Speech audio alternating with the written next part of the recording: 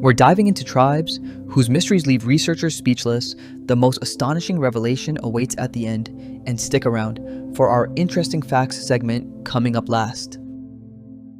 Deep in the Brazilian Amazon's Maranhão state lives one of Earth's most secluded tribes, the Awa. For nearly 2,000 years, these people have thrived as hunter-gatherers, roaming the lush rainforest in search of food and shelter. It's almost unimaginable for city dwellers to endure the tropical wilderness. Yet the Awa know every hidden trail and river, and they face no fear. Untouched by modern conveniences, many Awa have never encountered outsiders.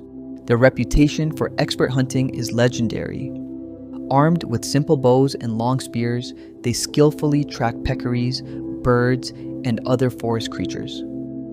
For almost 500 years, the Awa, descended from African ancestors, have resisted civilized intruders. When European colonizers first appeared, the tribe numbered over 300,000. Lacking immunity to foreign diseases and unable to defend themselves against firearms, countless Awa were enslaved or slaughtered. A fraction escaped into the jungle, and their descendants still inhabit the same ancestral lands.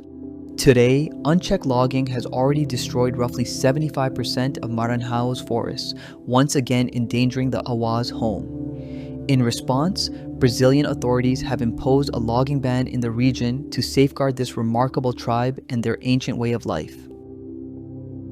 In Namibia's remote Kunene region, about 40,000 Himba people maintain a centuries-old pastoral lifestyle against the backdrop of arid plains and ancient mountains.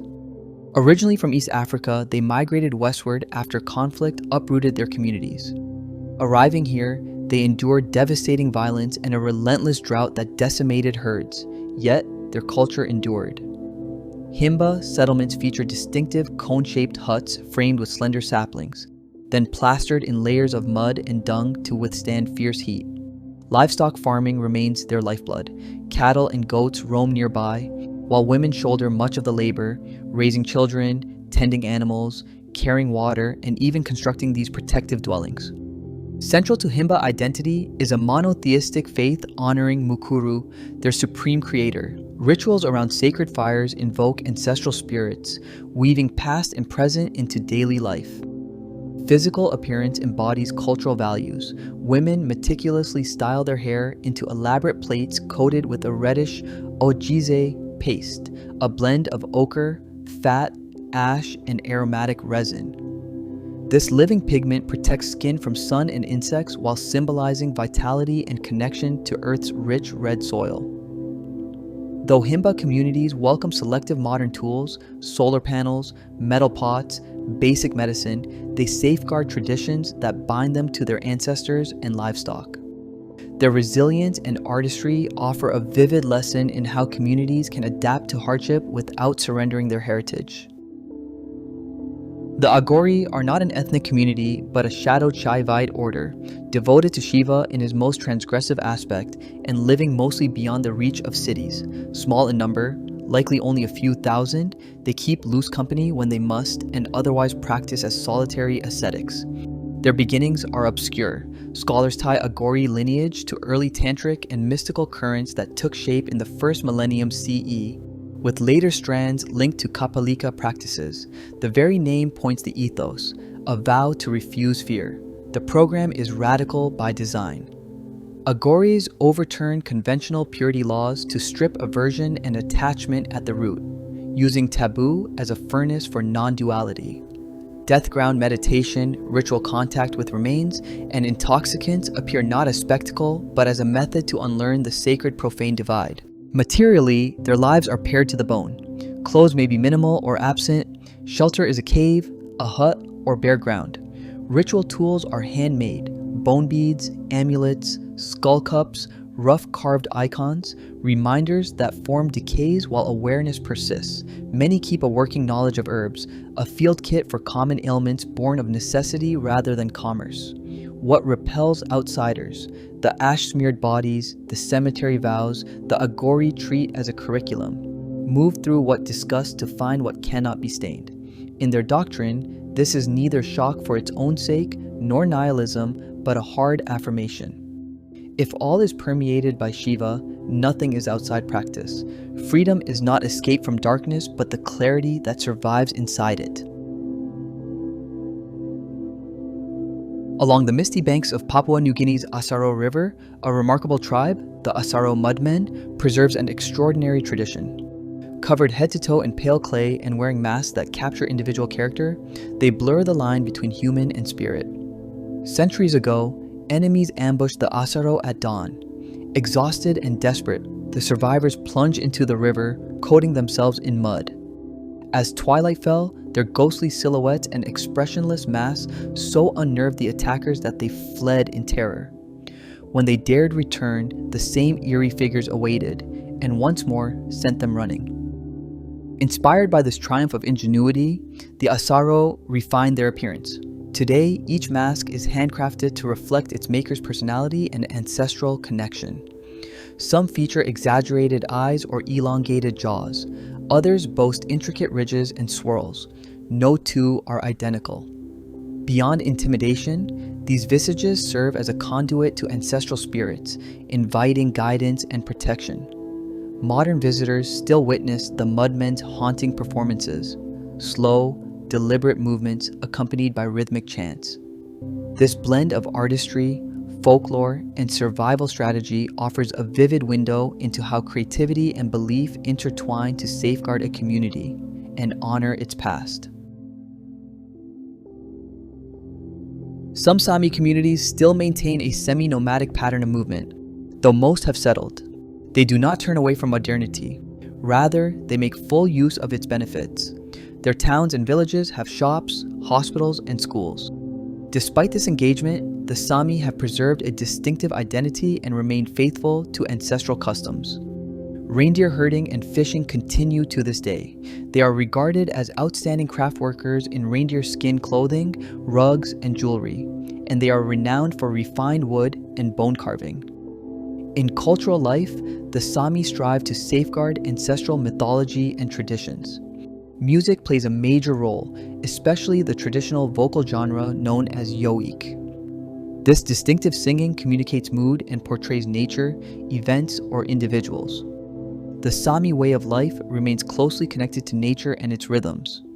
A traditional dwelling is the kuvaksa. These homes are built from several wooden poles set into the ground at an angle, with a frame covered in reindeer hides and a hearth inside. Such construction offers warmth and comfort amid the severe northern climate. Many contemporary Sami continue to wear traditional clothing items called yupa or kift. The outfit is built around a straight-cut shirt. So in summer, men may wear a kaftan and women a bright sarafan, while in winter, a long reindeer hide jacket is added over the base garment. Before sustained interaction with other peoples, the Sami practiced pagan beliefs. They honored nature spirits and the spirits of their ancestors, and shamans conducted ceremonies involving song and dance. Over time, most Sami adopted Christianity. Nevertheless, religious traditions and ancestral legends are still passed down. Today, the Sami remain a unique people who have embraced modern social norms without losing their authenticity. Scattered across Russia's far northeastern tundra, around 16,000 Chukchi people maintain a unique blend of ancient tradition and modern technology. Their ancestral territory spans from the icy Bering Sea to the Indigirka River, and from the Arctic Ocean down to the Anadyr and Anyuy rivers. Initial encounters with outsiders began in the 15th century when Russian forces tried and failed to conquer the fiercely independent Chukchi. Only after Catherine the Great granted them special rights did many agree to join the Russian Empire, creating the present-day Chukotka Autonomous Okrug. Today, the Chukchi divide into two main communities. Coastal Chukchi make their living from fishing and hunting marine mammals, seals, walruses, and sea lions along the Pacific and Arctic shores. Inland Chukchi, known as the Chow, follow a seasonal cycle, summers on the coast and winters herding reindeer in mountainous regions. They too sometimes hunt sea creatures when opportunity calls. Despite widespread access to snowmobiles, satellite internet, and modern amenities, most villages feature clinics, schools, and shops. The Chukchi safeguard their heritage. Many still dwell in yarangas, cone-shaped tents crafted from reindeer skins, and consult shamans for healing or daily rituals. Music and ceremony remain central.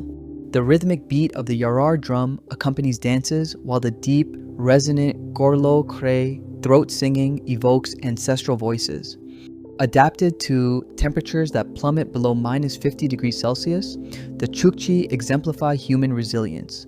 Their story merges survival science, cultural ingenuity, and the delicate balance between preserving identity and embracing innovation.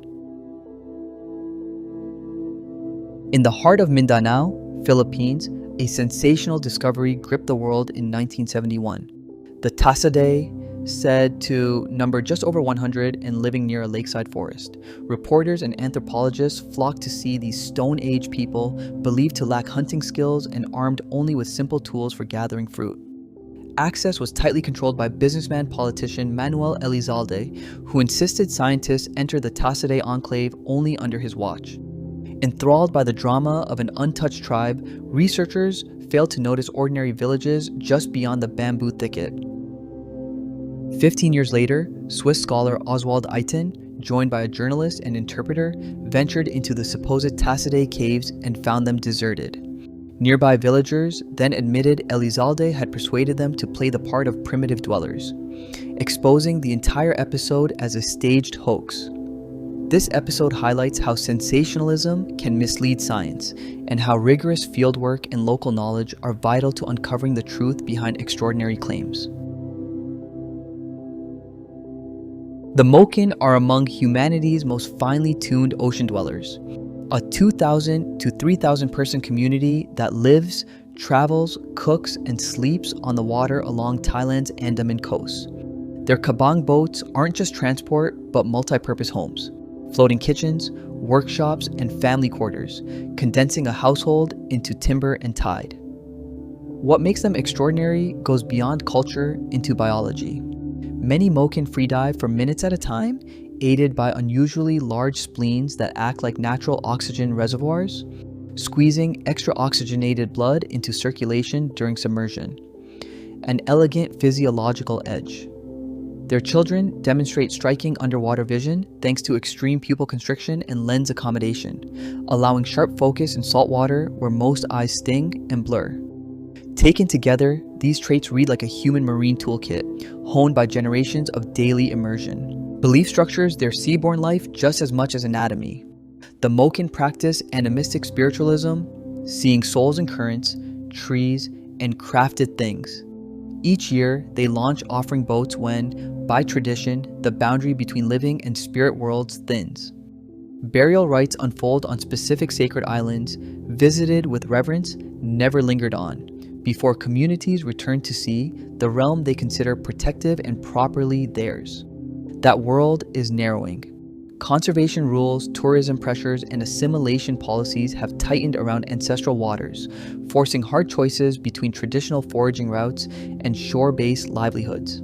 Some families have stepped ashore for schooling or wage work. Others remain afloat, but with shrinking ranges and fewer rights. If the trend continues, the loss isn't only demographic, it's the quiet erasure of a rare human adaptation to the ocean. A knowledge system written in breath, wood grain, and tides. High in India's Nilgiri mountains lives one of the world's smallest and most enigmatic tribes, the Toda.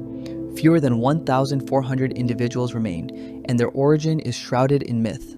The Toda believe they arrived alongside buffalo and the celestial bull constellation. For centuries, these fair-skinned, green-eyed herders have treated buffalo as sacred companions.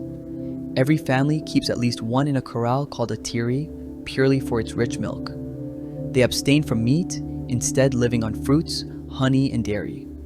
Each village shelters special female buffalo in temple enclosures. Their milk is revered for healing properties and central to religious ceremonies. Toda's spirituality weaves life and afterlife into the buffalo cycle. Legends say human souls reincarnate as buffalo. When a tribesman dies, his relatives ritually behead a buffalo and send its remains toward the bull constellation, guiding the soul back to its bovine form. Gender roles in Toda society upend conventional norms. Women hold the highest status. A Toda woman chooses her husband or multiple husbands and may change partners even during pregnancy, with no objections allowed. This matrilineal freedom reflects the tribe's deep respect for female authority. Despite steady pressure from authorities to modernize, the Toda steadfastly resist assimilation. Their devotion to buffalo, unique traditions, and social structure showcase a culture that thrives at the intersection of pastoral innovation and spiritual devotion, proving that even the smallest societies can offer profound insights into human diversity and resilience.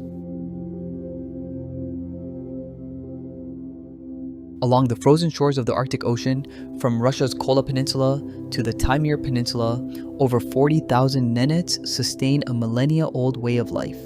Clad in reindeer furs and guided by ancestral rites, they thrive where temperatures plunge below minus 50 degrees Celsius. Reindeer are the heartbeat of Nenets society. These animals supply meat, hides, and reliable transport across snowbound tundra, so integral that the Nenets often call themselves children of the reindeer. Each spring, herders embark on seasonal migrations, driving vast reindeer herds towards summer grazing grounds. Hunters accompany them, tracking foxes, wood grouse, and other Arctic wildlife with unmatched skill. Family roles are clearly defined yet deeply cooperative. Men oversee the herds and hunt. Women craft insulated clothing from reindeer skins, prepare meals, and care for children. Their cone-shaped tents, called chums, are draped in layered furs and skins. A central smoke hole in the roof vents hearth fires, warming the interior against gale-force winds. Nenets spirituality is rooted in animism. Every river, ridge, and animal houses a spirit master whose favor can bring fortune or calamity. Offerings and ceremonies, often performed on sacred stones or mountaintops, seek balance with these unseen forces.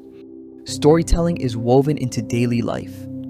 Parents lull infants with ancient melodies, elders recite riddles by firelight, and skilled singers perform epic yarab and sutbabs, sagas that celebrate heroic ancestors and cosmic journeys. Despite modern influences, including snowmobiles and satellite phones, the Nenets remain custodians of their environment. Their migrations help manage grazing lands, and their folklore preserves ecological wisdom. Through resilience and reverence for nature, the Nenets offer a powerful example of cultural endurance at the edge of the world. Amid the vast Amazon on the Brazil-Venezuela frontier, about 35,000 Yanomami live in communities of 50 to 200 people scattered across roughly 9.5 million hectares. Rather than call themselves by a single tribal name, they identify with their individual villages, each a vibrant hub of tradition. Farming, hunting, fishing, and gathering remain the Yanomami's lifeblood. Men clear patches of forest to cultivate plantains, cassava, and sweet potatoes, then build shabonos, circular, roof shelters open at the walls, with a central communal courtyard. Families stake out their own quarters under a shared canopy of palm fronds. In the forest's shadow, Yanomami hunters excel at mimicry, luring tapirs and peccaries by imitating their calls. Their bows carry arrows dipped in curare toxin, while fishing relies on extracts from the timbo vine to stun fish without harming the water.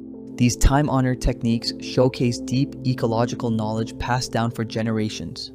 Ritual marks rites of passage. Boys receive ear piercings, and girls bore their nostrils and lower lips to display sticks and feathers in elaborate patterns.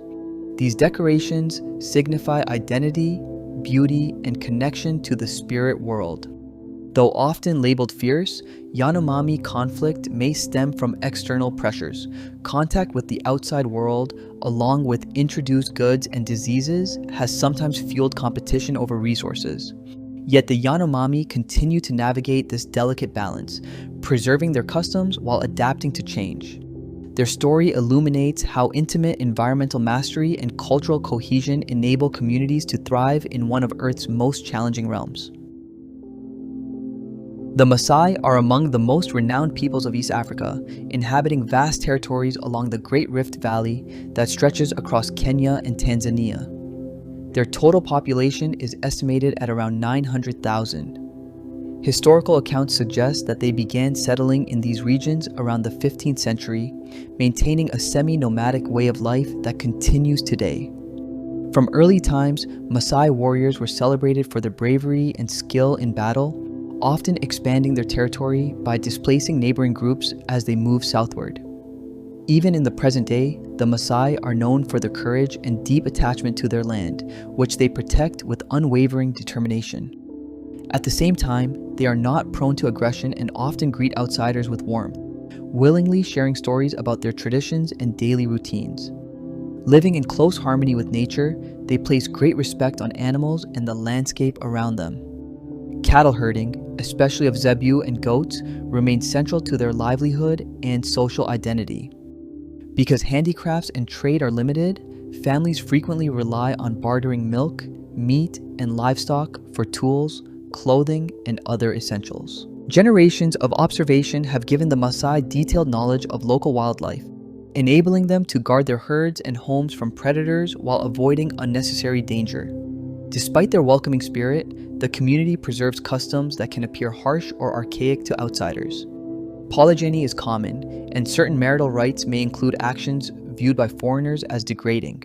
Yet within Maasai tradition, they symbolize respect, duty, and the integration of families. From childhood, boys and girls also undergo circumcision without anesthesia, an ordeal seen as a vital test of endurance and a key passage into adulthood. In addition to these well-known practices, Maasai culture is rich with age-set rituals, dances, and colorful attire adorned with intricate beadwork, each reflecting identity and pride. Though modern education and commerce are increasingly present, many Maasai strive to balance adaptation with preservation, sustaining the values and rhythms that have defined their community for centuries. When you enter these local communities, you realize how varied human existence can be and how some clothing and customs may seem completely unfamiliar. And now we move on to the interesting facts segment.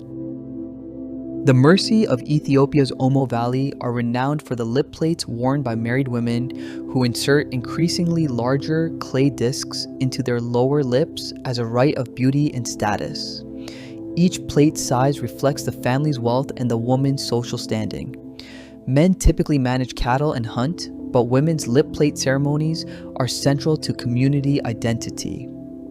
The Mercy also wear elaborate headdresses of sheep's wool and beads during festivals.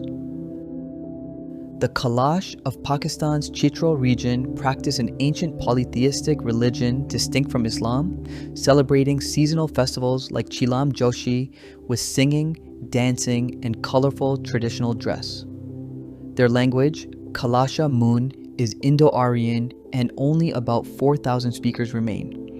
They believe in nature spirits and uphold rituals honoring mountains, rivers, and ancestors. Unique musical instruments include the sitar-like wodbe and the bamboo flute. The Batak Toba of North Sumatra, Indonesia, build traditional houses with dramatically curved roofs resembling buffalo horns, symbolizing strength and protection. Each Rumah Adat is raised on stilts with woven bamboo walls and intricately carved wooden panels. Cousin marriage once reinforced clan alliances, though this practice has declined. Their famous Sigalgale puppet dances portray ancestral spirits during funerals to guide souls to the afterlife. Thank you for watching, have a great day, don't forget history, and make sure to subscribe to the channel.